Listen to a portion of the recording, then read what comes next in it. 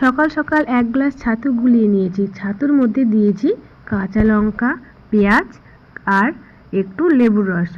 Hello everyone, চলে আসলাম আবারও নতুন ভিডিও নিয়ে তোমাদের সামনে। আজ রবিবার, ছুটির দিন। মেয়ের বাবা গেছিলো বাজারে, বাজার থেকে গোটা মাছ নিয়ে এসে, আর এদিকে ফ্রিজে ছিল 3 পিস পাবদা মাছ। তো আজকে আমি সেটা দিয়েই রান্না করব। কারণ গোটা মাছ নিয়ে এসছে, একটু কাটতে টাইম লাগবে, তাই আর বেশি দেরি করব না। আর রবিবার ছুটির দিন, এমনিতেই ঘুম থেকে উঠতে একটু দেরি হয়ে যায়, তাই রান্নাটা করতেও একটু টাইম লাগবে। তো এদিকে রান্নাটা আমি চাপিয়ে দিয়েছি।